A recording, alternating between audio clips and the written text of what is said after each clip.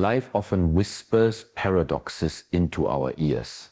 One of the most profound is this: the very thing we resist the most, discipline, becomes the source of the very thing we desire the most, freedom. At first, they seem like opposites. Discipline looks like chains, rules, effort. Freedom looks like choice, flow, ease. But the deeper you walk into this paradox, the more you discover that true freedom is not found in escaping discipline. It is born from it. Discipline is often misunderstood. Many see it as a heavy burden, as something that strips life of its joy.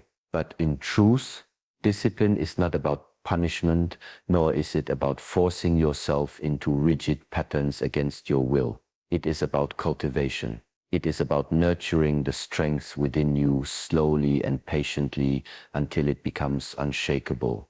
Inner strength does not appear suddenly. It is not a gift that falls from the sky. It is built brick by brick through the choices you make each day. And it is discipline that allows those choices to become steady and consistent. Imagine a tree standing tall in the middle of a storm. The reason it does not break is not because the storm is weak, but because the tree has grown deep roots over time. Those roots did not appear in a single day. They developed through years of consistency, drawing nourishment from the soil, expanding deeper into the ground. Discipline functions in the same way. Each act of discipline, no matter how small, is like extending another root into the earth. It anchors you, it steadies you, and when the inevitable storms of life arrive, you do not fall. Inner strength cannot be borrowed, it cannot be given to you by another. Books can inspire you, teachers can guide you, friends can support you, but no one can transfer discipline into your body and mind. You must embody it yourself. It begins with the small things, because greatness always grows out of simplicity. When you wake up at the time you said you would, when you practice your craft even when you do not feel like it, when you resist the easy path in favor of the right one, you are laying bricks of inner strength. Over time, these bricks form the foundation upon which everything else stands. Without discipline, even the most talented individual will falter. Talent may open doors, but without discipline, those doors soon close. It is discipline that carries you forward when talent fades. It is discipline that keeps you moving when the excitement of a new beginning has disappeared. It is discipline that whispers to you in the silence, "Keep going, one more step. Do not stop here." In this way, discipline is not an external force, it is the quiet inner friend that guides you when no one else is watching. There will always be resistance. The body prefers comfort, the mind seeks ease. The left unchecked, these impulses enslave you. They dictate what you eat, when you rest, how you act. They turn you into a servant of your desires. But when discipline enters, a shift takes place. You are no longer a slave to impulses. You become their master. You rise above the constant chatter of the mind and the cravings of the body. This rising above is the birth of inner strength. You no longer follow every passing thought or emotion. You choose, you decide, you act with intention rather than compulsion. And what is freedom if not the ability to choose with clarity? Inner strength born of discipline is what grants you this freedom. It allows you to stay calm in chaos, to remain focused when distractions surround you, to hold steady when everything seems uncertain. But it begins with the smallest of disciplines, repeated with patience, the weight lifted again and again, the breath observed in silence, the promise kept when no one else would notice if you broke it. Each of these moments is training. Each of these moments is construction. Slowly, the foundation strengthens. Slowly, the tower rises. Most people misunderstand structure. They see it as something that confines, something that removes freedom, as though structure is a cage and freedom is the open sky. But the reality is different. Without structure, there is no sky to fly in, only chaos. Without structure, there is no freedom, only endless distraction. To understand this, think of water. If water flows without direction, it spreads out everywhere, and its power is lost. But when water is guided by the banks of a river, it becomes strong. It moves with force, it shapes valleys, and it reaches the ocean. Structure does not reduce the water's essence, it gives it power. The same is true for human life. Structure is not about limiting what you can do. It is about channeling your energy so that what you do becomes meaningful. When a person lives without any order, every moment is filled with choice, but those choices become overwhelming. Without structure, you wake up and drift, uncertain of where your time and energy will go. And at the end of the day, you may feel exhausted, not because you work too much, but because you scattered yourself into fragments. Structure removes this scattering. It gives direction to the hours, clarity to the actions, and flow to the days. Some believe that freedom means being able to do whatever you want, whenever you want, but this kind of freedom often becomes emptiness. When nothing is guiding your path, you lose yourself in the noise of life. The ability to choose everything often leads to choosing nothing fully. True freedom does not come from endless options. It comes from a clear path. And that clear path is only created through structure. The artist who paints freely does not reach that freedom by avoiding structure. They reached it because they practiced scales of color, learned the language of brushes, and respected the structure of form. The musician who can improvise a song does not do so from chaos, but from the structure of years of scales, discipline, and rhythm. Structure births freedom. When you create structure in your life, you do not eliminate possibility, you expand it. A schedule, a routine, or a commitment does not bind you. It liberates you from the weight of constant decision-making. Imagine walking through a dense forest without any path. Each step is uncertain. You are unsure where to turn, and your progress is slow. But if a path is carved, your journey becomes lighter, faster, and clearer. Structure is that path in the forest of life. It allows you to walk with ease instead of stumbling with confusion. The mind resists structure because it confuses discipline with prison. But a prison is something imposed on you from the outside. True structure is something you choose. It is a conscious decision to shape your time, your habits, and your energy. When you choose structure, you are not giving up freedom. You are claiming it. You are saying, I will not be a victim of distraction. I will not let the noise of the world decide how I live. I will shape my own path. This choice itself is freedom. Even the smallest structures can transform your life. Waking up at the same time each morning creates space for clarity. Setting aside time each day for movement creates space for health. Devoting a few minutes to silence each evening creates space for reflection. These structures do not take away from your life. They add to it. They open more space in your mind, more energy in your body, and more focus in your spirit. Structure is not the enemy of space. It is the creator of it. Repetition is the silent path to mastery. It is not glamorous, and it rarely feels exciting in the beginning.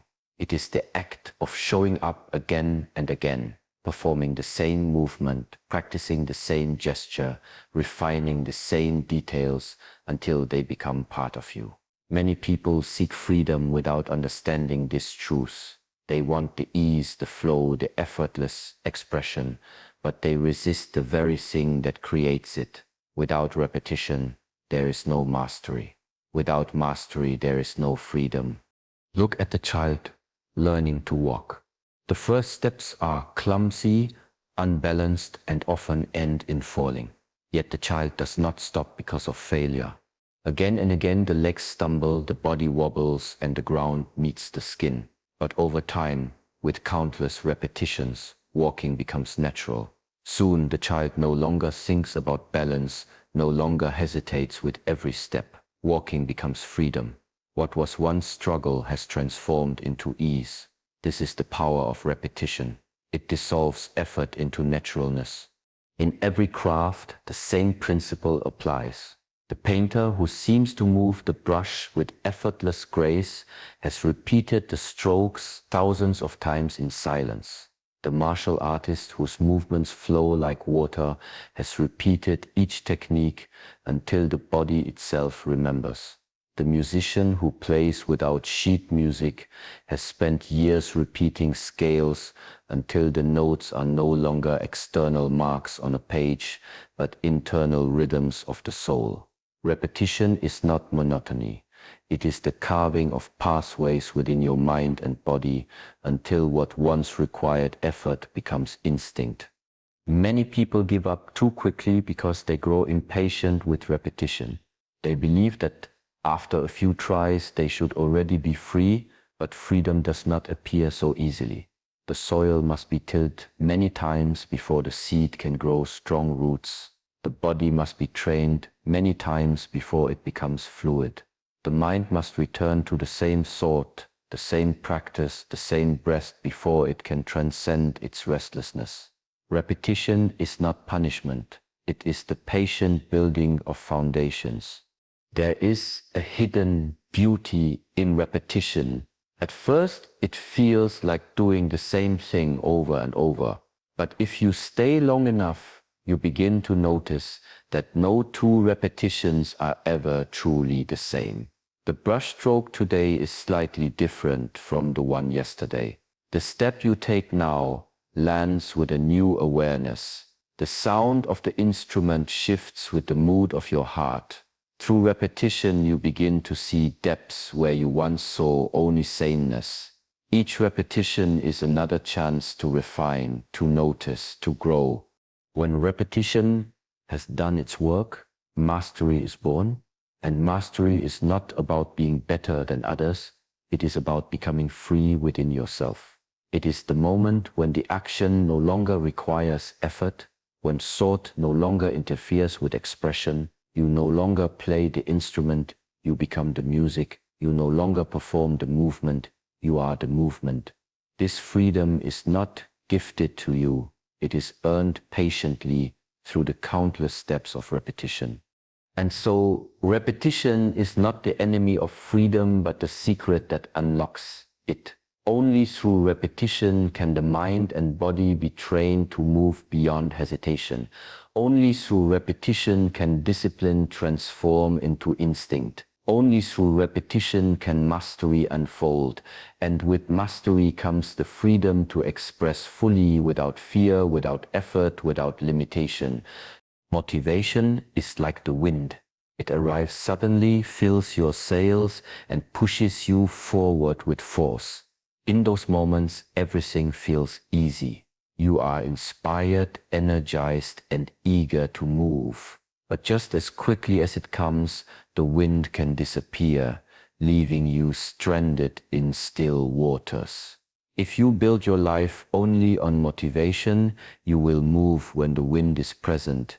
But the moment it fades, so will your progress. This is why so many begin journeys with passion, but abandon them halfway. They relied on motivation, not discipline. Discipline is different. Discipline does not depend on the changing moods of the day. It does not ask whether you feel ready or whether you are inspired. Discipline is steady, like the ground beneath your feet. It does not move when the weather changes. It does not vanish when circumstances grow heavy. Discipline tells you it does not matter if the wind is here or not. You still have legs to walk, arms to row, and strength to move forward. While motivation is fleeting, Discipline is constant. It transcends the highs and lows of emotion.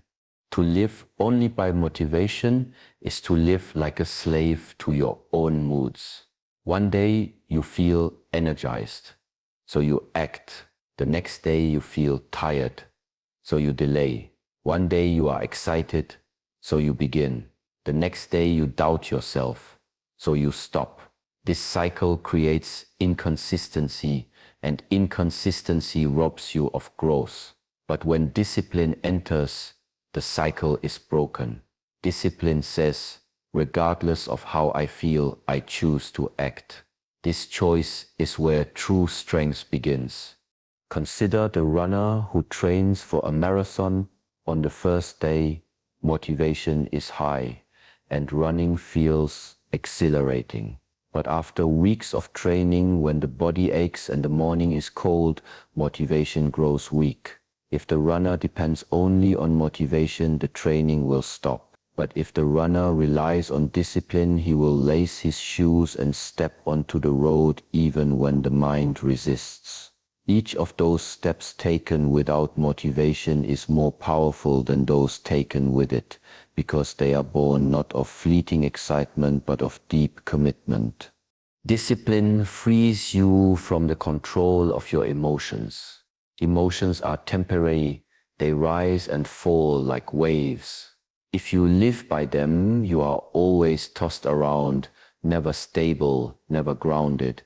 But discipline anchors you. It allows you to act from clarity, not from impulse.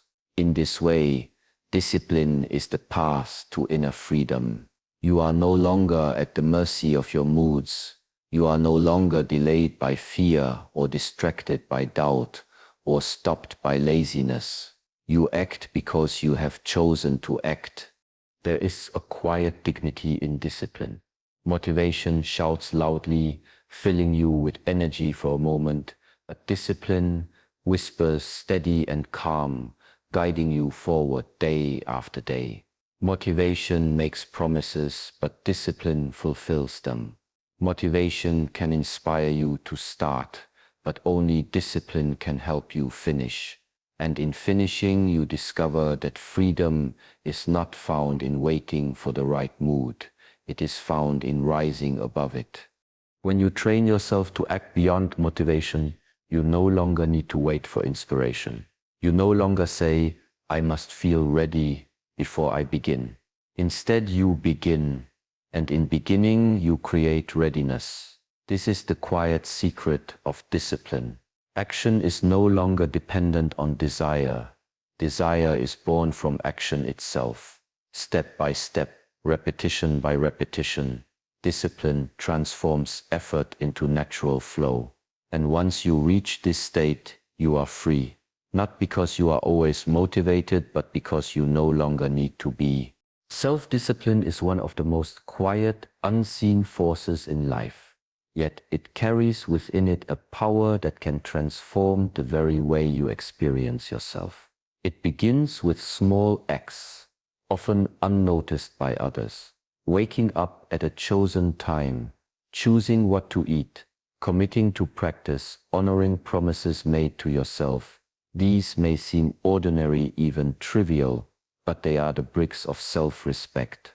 Each act of self-discipline is a signal to yourself that you are worthy of attention, worthy of care, and worthy of living a life aligned with your higher values. When you consistently honor yourself in small ways, you begin to feel a deep sense of trust in who you are. Without self-discipline, respect for oneself becomes fragile. You may go through life chasing external validation, relying on praise or approval from others to feel worthy, but external recognition is fleeting. It rises and falls, often unpredictably, and cannot provide the steady foundation you need. Self-discipline, on the other hand, is an internal commitment that does not require applause. It is private, silent, and powerful. Each time you follow through on your own word, you reinforce the belief that you are someone who can be trusted, someone who can rely on themselves. This trust is the essence of self-respect. Self-discipline transforms temptation into choice. When the mind and body demand the easiest, most immediate path, discipline allows you to pause, reflect, and act in alignment with your deeper intentions. It is in these moments that character is built. The decision to act in accordance with your values, even when it is difficult, inconvenient, or uncomfortable, signals to yourself that you are worth the effort. Over time, these repeated decisions weave a pattern of integrity. You begin to see yourself not as someone who is easily swayed or distracted, but as someone with depth, clarity, and purpose. Self-respect does not grow overnight. It is cultivated slowly, quietly, through repeated, consistent practice. Each time you honor a commitment to yourself, you strengthen this invisible foundation. Over time, this foundation begins to shape your perception of the world, the way you carry yourself, the way you respond to challenges, the way you interact with others. All of this becomes imbued with dignity because the dignity first arose within. People may notice confidence, calm, and clarity in you, but the source of it lies entirely in your self-discipline and the respect it fosters. Self-discipline also protects you from self-betrayal. Every time you break a promise to yourself, whether it is skipping practice, giving in to distractions, or avoiding discomfort, you feel a small fracture within. Over time, these fractures accumulate, and a sense of inner disconnection can grow. Self-discipline is the remedy. It strengthens the bridge between intention and action, ensuring that your inner world aligns with your outer behavior. The harmony between what you intend and what you do is the very essence of self-respect. Another quiet power of self-discipline is its ability to create freedom. When you respect yourself, you no longer need to seek permission from others. You are not reliant on approval or validation, because the approval you need first comes from within. Discipline allows you to choose your actions consciously without being driven solely by external pressures or fleeting emotions. Through self-discipline, you cultivate autonomy, and with autonomy comes freedom, clarity, and peace. Even small moments of self-discipline carry immense weight. Choosing to speak kindly, to show patience, to dedicate time to learning, to maintain health and focus. These are all small acts that accumulate into a life of self-respect. Each act is a reaffirmation that you value yourself, that you honor your potential, and that you recognize your worth. Over time, the repeated practice of discipline becomes a reflection of your inner strength, a manifestation of respect that radiates quietly but powerfully in every aspect of your life. The paradox of discipline and freedom is one of the most profound truths of human life, yet it is often overlooked because it challenges the way most people think. At first glance, discipline and freedom appear to be opposites. Discipline seems to bind, to restrict, to impose rules that limit choice. Freedom seems to liberate, to open space, to remove constraint, yet when we look deeper, we see that this apparent opposition is an illusion. Discipline is not the enemy of freedom, it is the key to it. The more you embrace discipline, the more truly free you become. Consider the person who has no discipline at all. They wake and live according to impulse, desire, and circumstance. They may appear free because they have no formal restrictions, but in reality, they are enslaved by every passing thought and emotion. If they feel tired, they rest. If they feel anxious, they avoid. If they feel pleasure, they chase it relentlessly. Their choices are dictated not by intention but by reaction. They are at the mercy of their own impulses, and this is a subtle form of imprisonment. True freedom, the kind that allows one to live fully and intentionally, cannot exist without discipline. Discipline, in contrast, provides the framework that allows freedom to emerge. When you cultivate self-discipline, you train yourself to act from choice rather than impulse. You create the inner conditions where your actions are aligned with your highest intentions rather than momentary desires. Discipline is the refinement of your mind and body, shaping them into instruments capable of expressing freedom with clarity, precision, and power. By mastering yourself through discipline, you are no longer pulled in every direction by circumstance or emotion. You stand firm, capable of navigating life with intention. The paradox becomes even clearer when we consider skill and mastery. A musician cannot freely improvise without first practicing scales and techniques for years. A writer cannot freely express profound ideas without first learning grammar, structure, and vocabulary. A leader cannot act decisively without cultivating wisdom, patience, and self-control. In every case, discipline precedes freedom. What appears as effortless expression, unbounded creativity, or spontaneous action is always grounded in structure, practice, and self-mastery. Without this groundwork, freedom is empty. It is chaos, not choice. There is also a psychological dimension to this paradox. Discipline teaches the mind to focus, to prioritize, to delay gratification.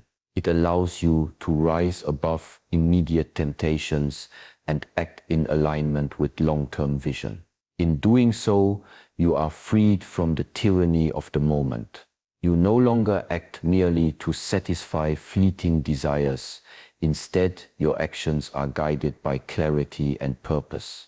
Freedom, therefore, is not the absence of limits, but the ability to act with mastery within limits. The more disciplined you are, the greater your capacity for choice becomes, and the more expansive your freedom grows. The paradox is reflected in every aspect of life. Physical discipline strengthens the body, allowing it to move with power and resilience. Mental discipline cultivates clarity, focus, and insight, freeing you from distraction and confusion. Emotional discipline brings balance and resilience, freeing you from the enslavement of reactive patterns. In each case, the discipline that once seemed restrictive becomes the very source of liberation. The very structure that appears to constrain opens the door to possibilities previously inaccessible. In this way, discipline is freedom in disguise. The restrictions you embrace are not walls. They are wings. The commitments you honor are not burdens. They are bridges to autonomy and self-mastery. The actions you take when no one is watching are not chains. They are seeds of liberation. The paradox dissolves when you realize that freedom is not the absence of effort, but the presence of mastery, and mastery is impossible without discipline.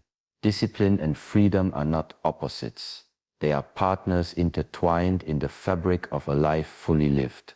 As we reflect on these truths, it becomes clear that discipline is not a chain that binds us, but a key that unlocks the life we truly seek. Every brick laid through consistent effort, every structure we create to channel our energy, every repetition of skill, every choice made beyond fleeting motivation, every act of self-discipline, all of these are steps along the path to freedom. The paradox is no longer a puzzle, but a revelation. The very practices that seem to limit us are the ones that set us free.